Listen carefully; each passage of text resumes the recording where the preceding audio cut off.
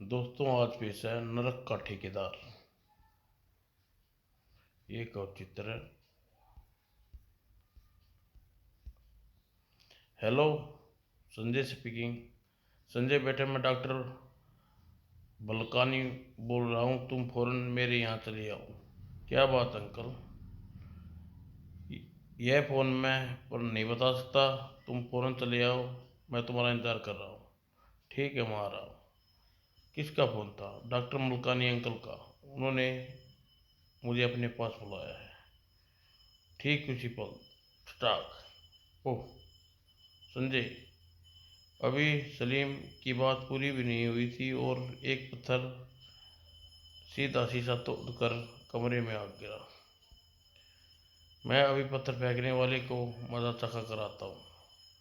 और कुछ पल बाद, ठहर जा बदमाश, तेरी ये जरूरत हमारे घर में पत्थर फेंके। और फिर अगले ही पल, और सलीम तत्काल संभलने का मौका न दिया। आई और सलीम शायद उसे मार ही डालता। शायद ऐन वक्त पर संजय ने उसे वहां पहुंचकर सलीम को रोक लिया होता। बस करो सलीम, उसे मार ही डालोगे? मुझे छोड़ दे संजय भैया, उसे मैं जिंदा नहीं छोड़ूंगा। होश में आओ सलीम, पुलिस खुद इससे निपट लेगी। हाँ हाँ, पुलिस के हवाले कर दो, मुझे जेल भेज दो। अगर तुमने ऐसा नहीं किया तो तुम दोनों का सिर फोड़ दूंगा। मुझे यह कोई सिरफला नजर आता है, लेकिन अगले ही पल को सोचकर, तुम कौन हो और जेल क्यों जाना चाहते हो? मैंने तुम्हारे घर का शीशा तोड़ा है, मुझे सजा मिलनी चाहिए। तुम्हें अपनी गलती का एहसास हो गया, बस इतना ही काफ़ी है। अब तुम जा सकते हो। ओह, तो तुम मेरी मदद नहीं करोगे? कहने के साथ ही भिखारी उठकर निराश हालत में सिर झुकाकर चला गया। इस फकीर के पत्थर फेंकने की हरकत के पीछे मुझे कोई रहस्य छुपा नजर आ रहा है। उस उसका पीछा करो और पता लगाओ कि वह कहाँ जा रहा है, किससे मिलता है और क्या कहाँ रहता है। मैं मुल्कानी अंकल से मिलने के बाद तुमसे संबंधित करूँगा। ठीक है। कहने के साथ ही सलीम फकीर के पीछे चल दिया और संजय कोठी से बाहर वापस लौट गया।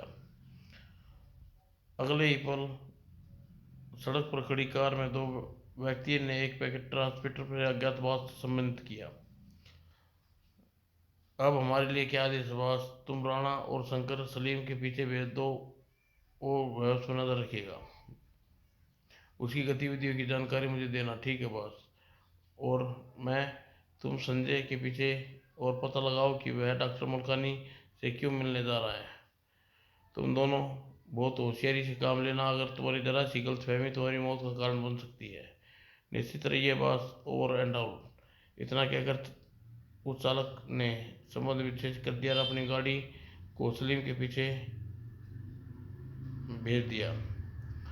वो तत्काल ही संजय बाहर आने की प्रतीक्षा करने लगा। थोड़ी देर बाद में संजय अपनी मोटरसाइकिल पर बैठा और डॉक्टर मलकानी की निवास स्थान की ओर चल दिया। उस आदमी ने कार से उसकी पीछे जाने लगे। संजय को पीछा किए जाने का अभ्यास न हो पाया था।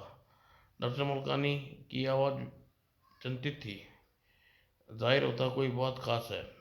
और आधे घंटे बाद, बताओ अंकल, आपने मुझे यहाँ क्यों बुलाया? बैठो, मैं तुम्हें कुछ बताता हूँ। संजय बैठते ही डॉक्टर मुल्कानी ने जेब से एक छोटा सा पैकेट निकाला और टेबल पर रखते हुए बोला, किसी भूमिका किसी भूमिका में बोले, यह पैकेट तुम्हारे लिए सुपुर्द करना चाहता हूँ। क्या है इसमें? इस बारे में मैं कुछ नहीं जानता। दरअसल यह मेरा नहीं है। कुछ देर पहले अस्पताल जाने के लिए मैं अपना कोट पहनना यह कोट पहनने जेब में मिला। ओह। और डॉक्टर ने कोट से जेब से एक चिट निकाल कर संजय की तरफ बढ़ाई। पैकेट के साथ यह चिट भी मुझे जेब में मिली थी। क्या लिखा है इसमें, खुद पढ़ लो। मेहरबानी करके पैकेट को पुलिस उच्च अधिकारी को पहुंचा दे। आश्चर्य, किसी ने इस पैकेट को आपकी जेब में रखा और खुद भी इसे पुलिस तक पहुंचा सकता था। हाँ, इसी विचार से तो मैं उलझन में डाल दिया, इसलिए मैंने पुलिस के पास जाने की बजाय तुम्हारे यहाँ बुलाया। क्योंकि मुझे डर था कहीं किसी ने मुझे फंसाने की कोई चाल तो नहीं चली। आपने ठीक किया। अब मैं अपनी याददाश्त पर जोर डालकर यह याद करने की कोशिश कीजिए, आपके आसपास कौन कौन लोग थे जो कोर्ट कीजिए में हरकत आपके साथ कौन कर सकता है। याद आया, परसों रात मैं अस्पताल से निकलकर पार्किंग की ओर जा रहा था, अचानक एक भिखारी टाइप आदमी मुझसे टकराया था और इससे पहले कि मैं कुछ कहता वह भागता हुआ मेरी तरफ नज़रों से ओझल हो गया। ओह, वह भिखारी का औलिया, आपको याद है डॉक्टर मिल्खा ने जब भिखारी का औलिया बयान किया तो संजय बुरी तरह चौंका। ओह, हो ना हो, ये वही आदमी था। कौन आदमी? क्या तुम उस भिखारी को जानते हो? जानता तो नहीं, बहुत जल्द उसके बारे में सब कुछ जान जाऊंगा। तत्पता संजय पैकेट उठाकर अपनी जेब के हवाले करता हुआ बोला, अब मैं चलता हूँ कल, ठीक है? पर बेटे इतना ध्यान रखना किसी झंझट में मत पड़ना, आप बेफिक्र रहिए। अंकल आप घर आप पर कोई आंच नहीं आएगी। डॉक्टर मुल्कानी को आश्वासन देकर संजय वहां से विदा हो गया। संजय के वहां जाते ही खिड़की की ओट में आदमी वहां से हट गया और थोड़ी दूर बाद, बस जिस चीज की हमें तलाश थी वह संजय के पास है। क्या बकते हो राणा? जरूर तुम्हें कोई गलतफहमी हुई है। नहीं बस, मैंने उन दोनों की सारी बातें सुनी है और उस पत्रकार ने चकमा देकर फोटोग्राफर रील पैकेट में पैक करके डॉक्टर बलकानी की जेब में डाल दिया थी। ओह, तो इसका मतलब उस पत्रकार के पीछे बेमतलब ही समय बर्बाद कर रहे हैं। अब मेरे लिए क्या आदेश है बॉस? राणा, तुम संजय का पीछा करो और जैसे भी हो पैकेट हासिल करो। उस पत्रकार का इंतजाम कर देता हूँ। ठीक है boss, over and all. Rana Sambit check कर कर अपनी कार की ओर बढ़ता चला। थोड़ी देर बाद ही जब संजय का पीछा कर रहा था, पीछे से आ रहे खतरे से बेखबर अपनी सोचों में गुम था। पैकेट में क्या चीज़ हो सकती है? आखिर भिखारी ने पुलिस तक क्यों पहुंचाना चाहता है? मुझे पैकेट खोल कर देखना चाहिए। इस विचार में दिमाग में आते ही संजय ने मोटरसाइकिल रोक दी और उसे अपनी जेब की तरफ हाथ बढ़ाया। अच्छी तरह जांच पड़ताल किए बिना जेब पैकेट खोलने की भूल मत करना संजय। हो सकता है यह कोई विस्फोटक पदार्थ तो रखा हो। तभी संजय ने अचानक बुरी तरह चौंक गया। वो खतरा और खतरे का अभ्यास होते ही संजय ने मोटरसाइकिल से छलांग लगा दी। अपनी वार खाली जाते देख राणा धीरे से ब्रेक पैडल संभाल कर कुशलता से कार का रुख संजय की ओर मोड़ दिया। किंतु इस बार पहले कि संजय कार को रोनती हुई गुजर जाती, अगले ही पल फटा। कुछ ही देर में संजय पीछे मुड़कर कार को पीछे आते देख वह राहत की सांस ली। भगवान का शुक्र है, बाल बाल बच गया। वह कार चालक मेरी जान लेना चाहता था। एकाएक उसकी सोचों में सवालों में जवाब उभरा। हो सकता है उन पैकेट के हासिल करना चाहता हो डॉक्टर अंकल ने मुझे दिया है। यह कैसे हो सकता है? वह पैकेट मेरे पास है। ओह, हो सकता है अपराधी भिखारी की और डॉक्टर अंकल की कोट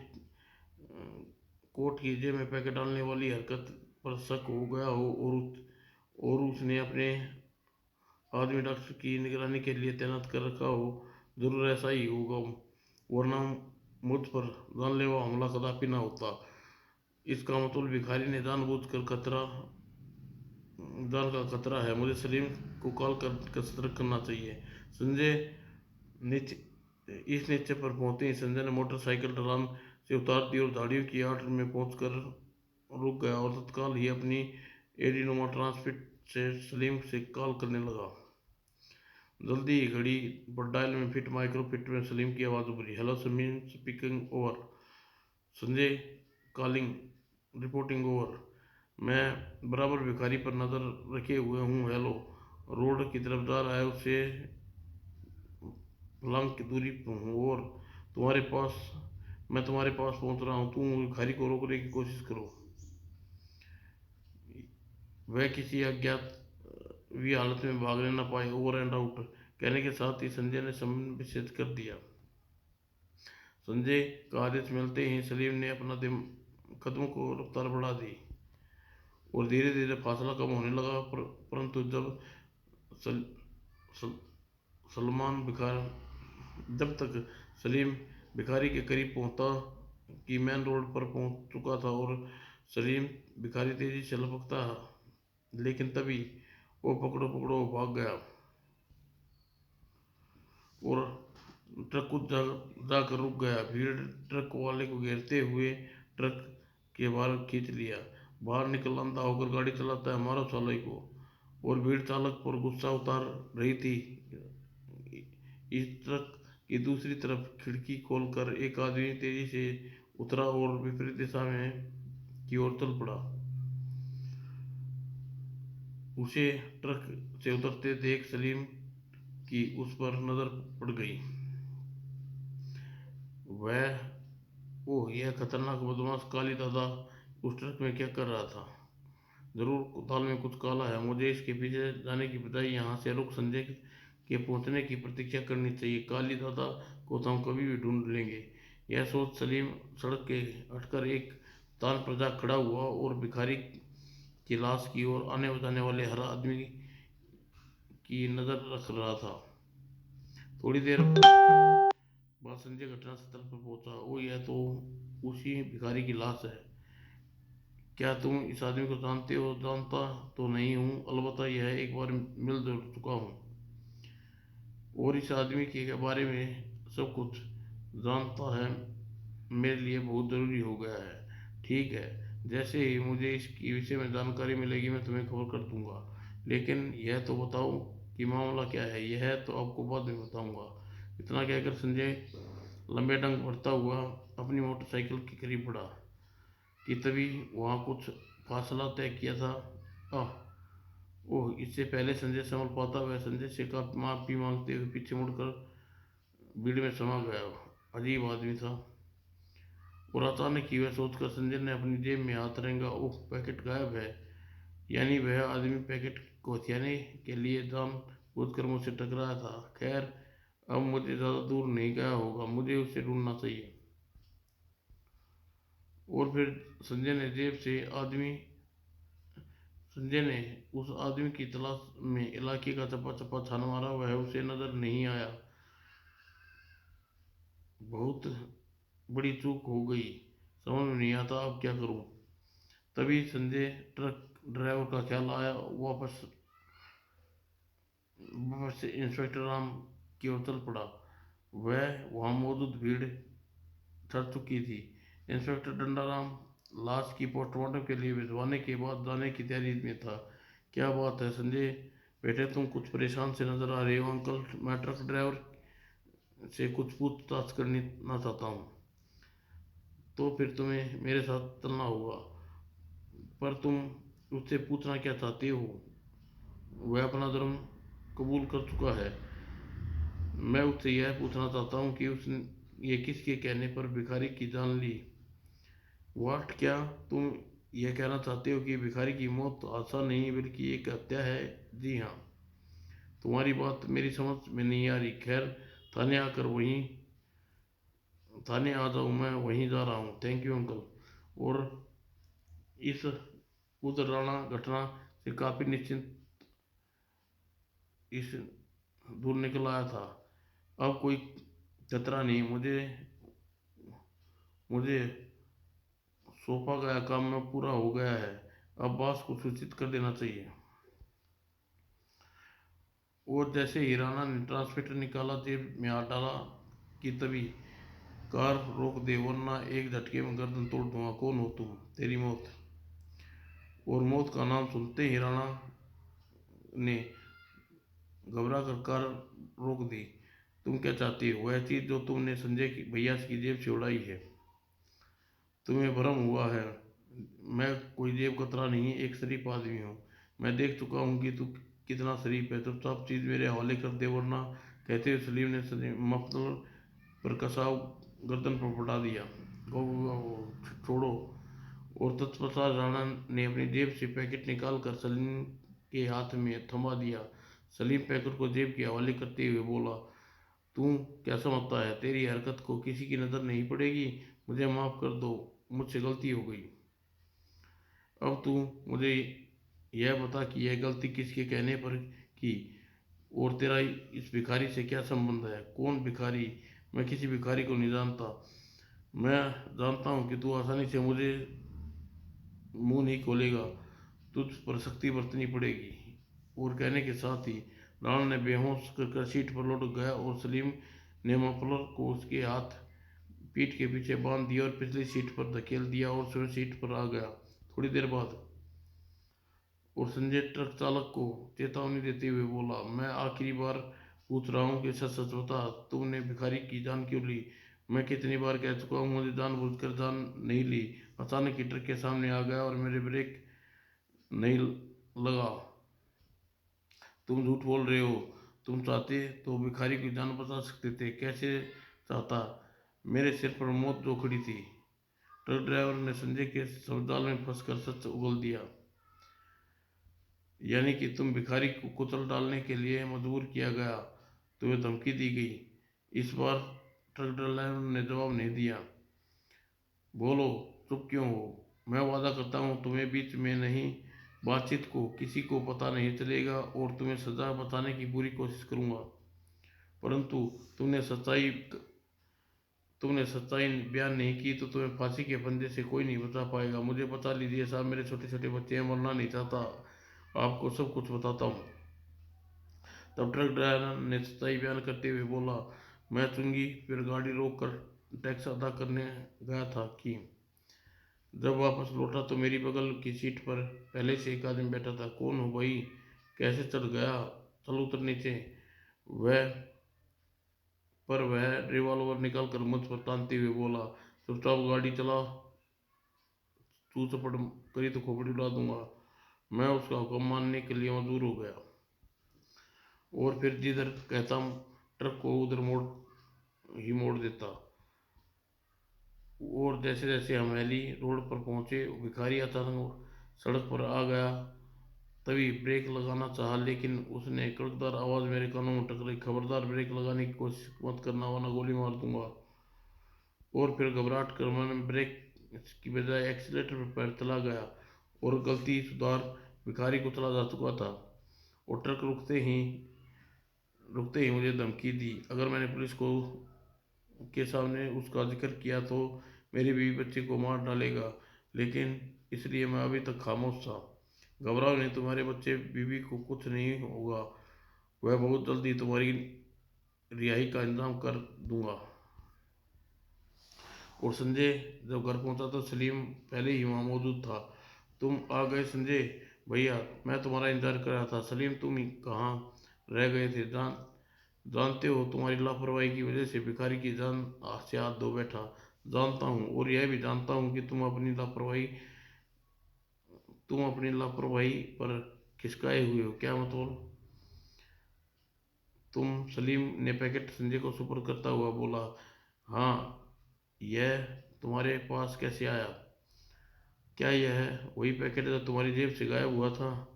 मैं दुर्घटना स्थल पर पास मौजूद था कि एक आदमी ने तुमसे टकराते हुए देखा, तुम्हारी जेब पर हाथ साफ करते देखा, मैं उसके पीछे लग गया।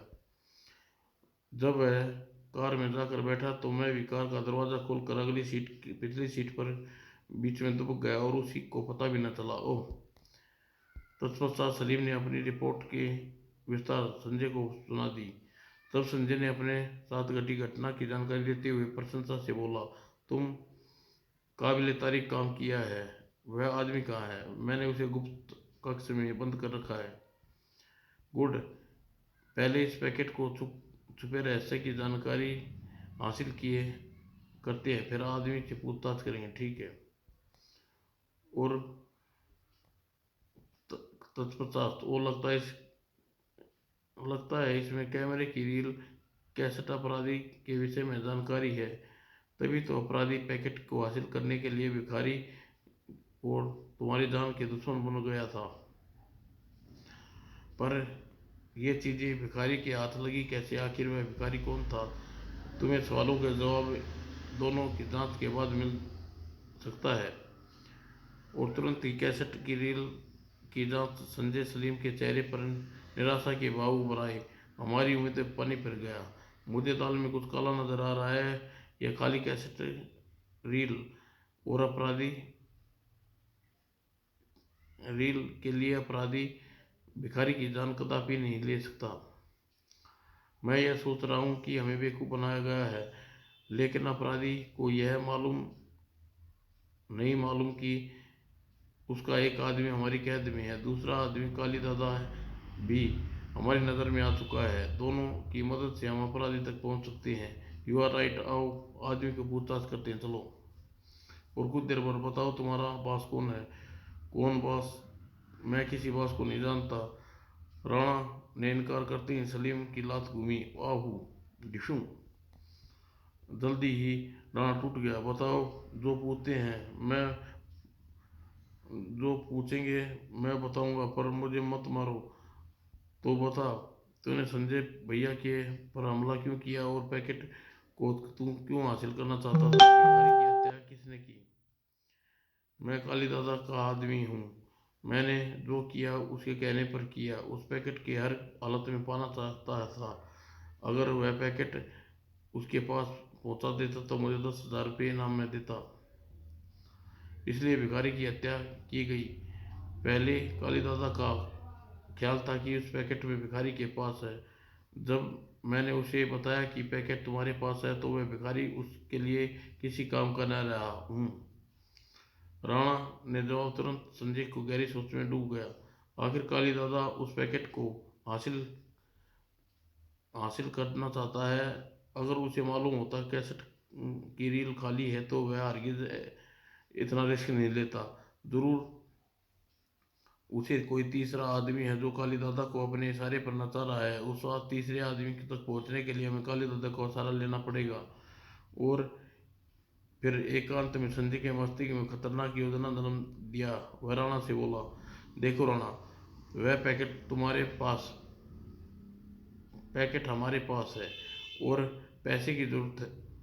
हमें पैसे की ज़रूरत है। अगर तुम हमारी बात मानो तो हम दोनों का फायदा हो सकता है। मैं समझा नहीं, मैं समझाता हूँ। और फिर संजय ने राणा को अपने शब्दों के जाल में फैलाता चला गया। और थोड़ी देर बाद राणा काली दादा का नंबर डायल कर रहा था और संबंध स्थापित होते ही वह बोला, मैं राणा बोल रहा हूँ। वह पैकेट मेरे पास है। तू कहाँ मर गया राणा? अभी तक पैकेट तूने मेरे पास क्यों नहीं पहुँचाया? क्योंकि अब मुझे उस पैकेट की असली कीमत का पता चल चुका है। क्या बकता है तू? तूने अपनी जान का मोह नहीं रहा? मामूल मत भूल कि काली दादा, गद्दारी करने वाले को कुत्ते की मौत नसीब होती है। जान प्यारी है तो वह पैकेट मेरे हवाले कर दे। अगर तुमने वह पैकेट चाहिए तो आज रात 9 बजे 20,000 रुपये लेकर पुराने किले के खंडर में आ जाना। इतना कहने के साथ ही राणा ने रिसीवर को स्टेज पर पटक दिया। और उम्मीद के मुगाती संजय सलीम काली दादा की सही समय पर पुराने किले के खंडर में पहुंचते देखा तो उनके चेहरे खिल उठे। वह आ गया संजय भैया। और काली दादा राणा के पास पहुंचा और गुर्राया, पैकेट कहाँ है? मेरे पास है। और कहने के साथ ही राणा ने पैकेट जेब से निकाल लिया। यह रहा तुम्हारा माल और अब मेरा माल निकालो। उकार भरते हुए काली दादा ने अपनी कोट के भीतर जेब से हाथ डाला दिया और अगले ही पल उसके हाथ में जेब से बाहर निकल आया। नहीं नहीं, तुम ऐसा नहीं कर सकते। तुम जैसे गद्दारों के साथ ऐसा सलूक करना चाहिए मैं अच्छी तरह जानता हूँ हरामजादे। और अगर दूसरे ही पल राणा वहीं ढेर हो गया। फिर काली दादा जमीन में पड़ा पैकेट उठाकर वहां से जाते देख सलीम ओले से बोला, मैं जाना चाह मैं चाहता हूँ यही मौका है कि इसे रंगे हाथों पकड़ ले। नहीं सलीम, काली दादा को पकड़ने से कुछ नहीं होगा। सरफरोशों को पकड़ना है और इसलिए काली दादा का आज़ाद रहना बहुत ज़रूरी है। वही हमें असली मुजरिम तक पहुंचा सकता है। वो तत्परता संजय सलीम काली दादा के पीछे चल दिए।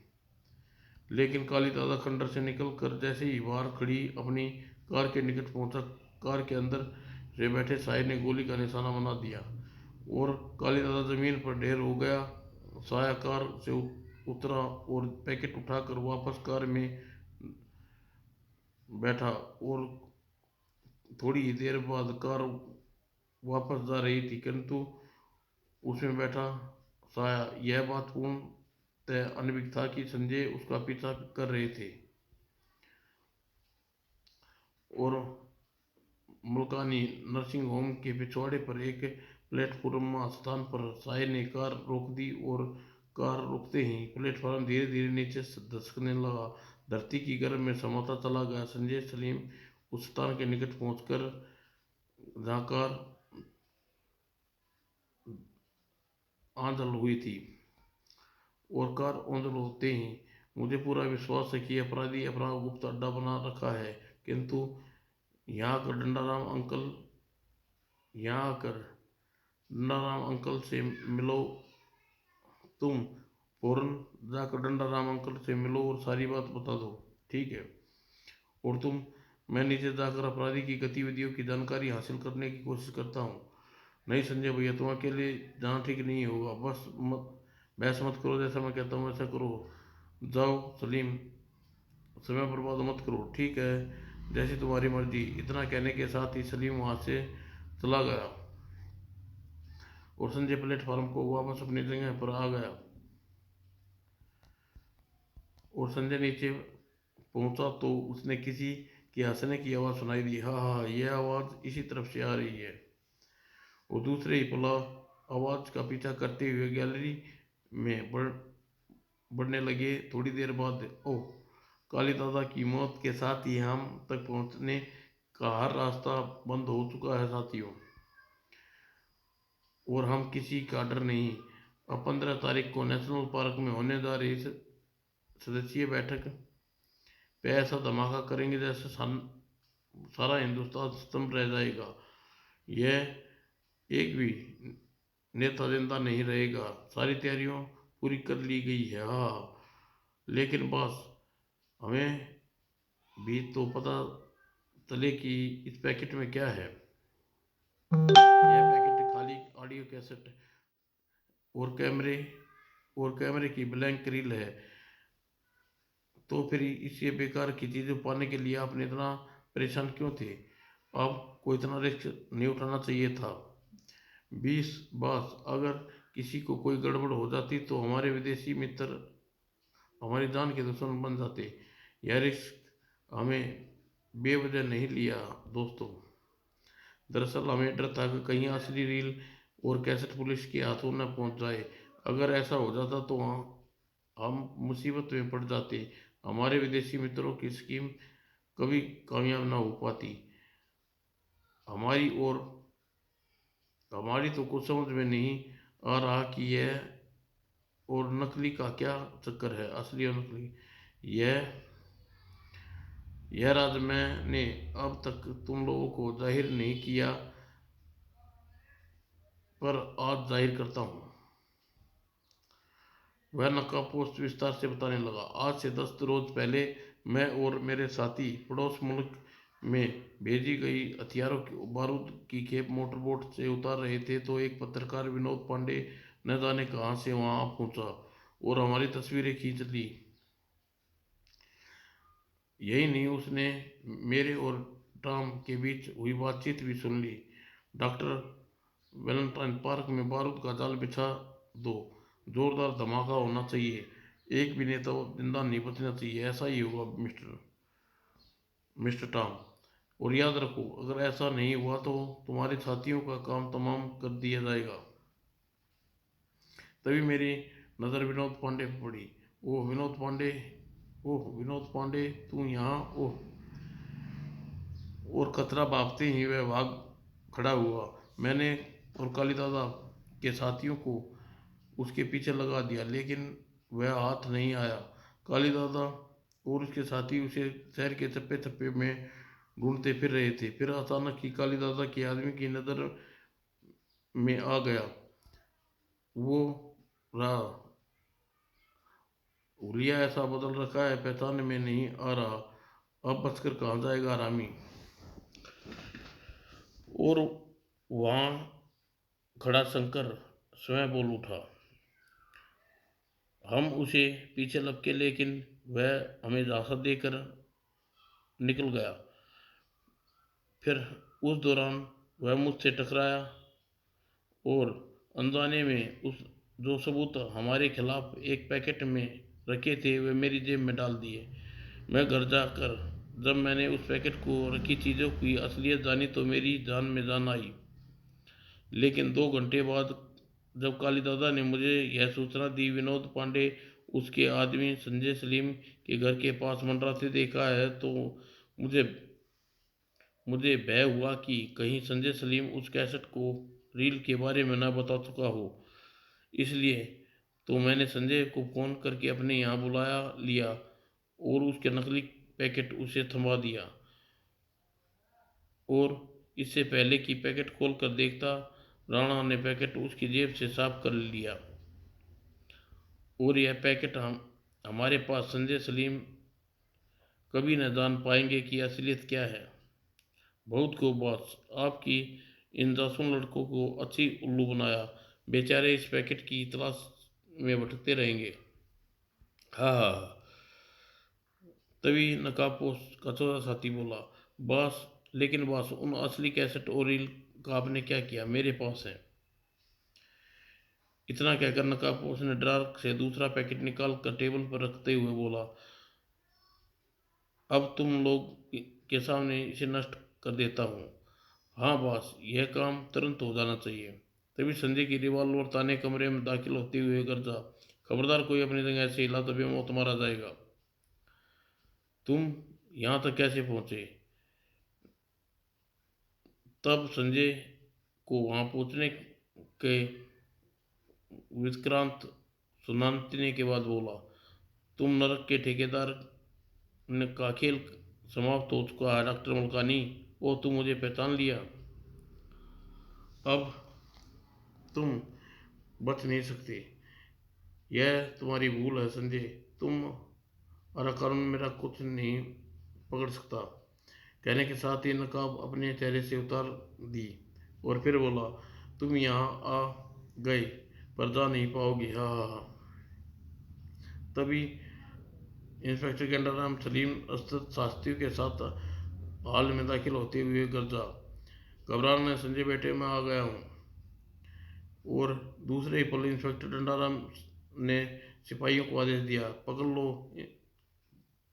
पहना दो सालों को हथकड़ियाँ, भागने की कोशिश करे तो गोली मार देना। Yes sir. और फिर सिपाहियों ने डॉक्टर मलकानी और उसके साथियों को तुरंत ही हिरासत में ले लिया। उसके बाद इंस्पेक्टर डंडाराम ने उन सबूतों को अपने कब्जे में ले चुका था जो अपराधियों को फांसी के फंदे तक पहुंचाने के लिए पर्याप्त थे। तत्पता इंस्पेक्टर डंडाराम कैदियों को लेकर वो थाने की ओर चल दिया और संजय सलीम भी वहां से चले गए। उसी रात डंडाराम को सूचना पर नेशनल पार्क में बिछे बारूद की सावधानीपूर्वक वहां से हटा दिया और सुरक्षा व्यवस्था को मजबूत कर दी गई। और तब तक संजय और सलीम बुद्धि व बहादुरी के कारण दुर्घटना होने से बच गई। समाप्त दोस्तों।